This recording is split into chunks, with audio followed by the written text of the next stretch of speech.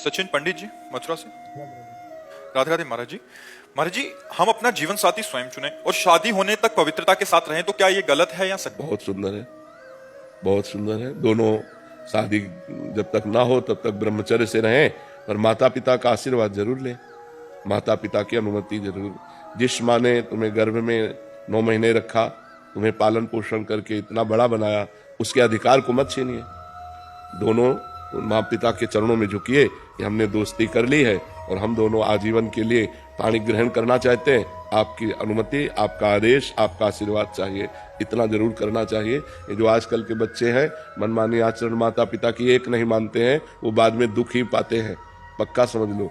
जब हमारे पुराने समय में किसी का पाणी ग्रहण होता था तो गांव भर के देवता पूजे जाते थे, बड़े बुजुर्गों की पूजा की जाती थी, सबका आशीर्वाद लिया जाता था कि हमारा पाणी ग्रहण संस्कार आजीवन मंगलमय चले। अब आजकल क्या है, न माँ की मानना न पिता की मानना, आज इस लड़के से बेविचार, कल उस लड़के से बेविचार, और फिर शादी, और फिर ब्रेकअप, और फिर डिवोर्स, यही सब चल रहे हैं। और क्या चल रहा है? कहीं शासन नहीं, कहीं किसी तरह की मर्यादा नहीं, घर में किसी की मानती नहीं है, न मानते हैं बच्चे तो आगे चलकर शराब पीते हैं, ड्रग्स, इधर उधर बेविचार, और अगर ब्याह कर दो तो भाग जाते हैं, अगर ब्याह कर दो तो डिवोर्स कर देते हैं। मेरी वाइफ डेली मेरे से मनी की घोषणा करती है, मैं महीने में भी पैसा देता हूँ, फिर नाम भी जप करता हूँ, जैसे आप बोल रहे थे अभी कि नाम भी जप कर रहे हो और किसी को दुख भी नहीं देना, मगर बीवी को पैसा नहीं देते तो वो भी दुख में जाएगा। नहीं, ऐसे नहीं उचित। हमारी अर्धांगिनी हो, हमें 100 रुपया मिलता है, आप जानते हो 100 रुपये में परिवार भी चलाना है, आपकी कामनाएं भी पूर्ण करनी। आपको ऐसी कोई कामना नहीं करनी जो मैं अपनी स्थिति से कर्जा लूं या कुछ गलत करूं, ऐसा नहीं कर सकता। अर्धांगिनी वही है जो अपने पति के अनुसार चले, वो ऐसी कामना करेगी ही नहीं। वो तो कोशिश करेगी कि हम पति से कोई कामना न करें, उनके ऊपर कोई भार न पड़े, वो सुखी रहें, वो प्रसन्न रहें। ऐसी पत्नी मिलना बड़े भाग्य की बात है। आज का बहुत वातावरण गंदा होता जा रहा है। वो बहुत अच्छे बच्चे हो, ब्रह्मचर्य से रहो जब तक ब्याह ना हो, और फिर माता पिता की अनुमति से ब्याह करो। महाराज जी, इसमें एक प्रश्न था महाराज जी। बहुत सारे ऐसे प्रश्न आते हैं कि जैसे लड़का और लड़की दोनों शादी करना चाहते हैं और अपना पूरा जीवन एक दूसरे के साथ निभाना चाहते हैं, बट माता मान जाती तो पिता नहीं मानते, पिता मान जाते नहीं, आजकल माता पिता को भी सोचना चाहिए कि नया जमाना है। अगर वो आपसे अनुमति ले रहे हैं, आपके पैर छू रहे हैं, तो आप उसका आदर कीजिए।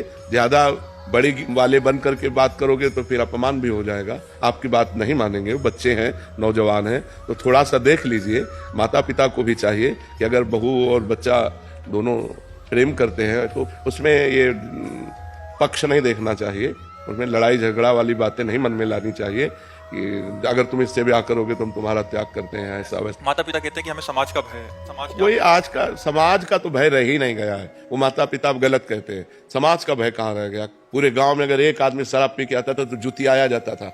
आज घर घर शराब रखी है, और अगर आपके घर में शराब नहीं है और ये सब नहीं है तो कोई आता भी नहीं। तो महाराज जी, माता पिता को मतलब इसमें सहमति उचित देख करके मानना चाहिए। लड़की से बात करना चाहिए कि फ्रॉड तो नहीं है जो ब्याह के बाद जेवर लेके भाग जाए। ऐसे भी हो रहे कि ब्याह के दूसरे दिन बहू का पता ही नहीं चला, भाग गई वो अपना जेवर। तो 2-4 बार लड़की से मिले, उसके घर वालों से मिले, उसका व्यवहार देखे, उसका चरित्र देखे। लड़के से मिले। हाँ, ऐसा चाहिए, ऐसे ही संबंध होता है, और फिर ब्याह कर दे।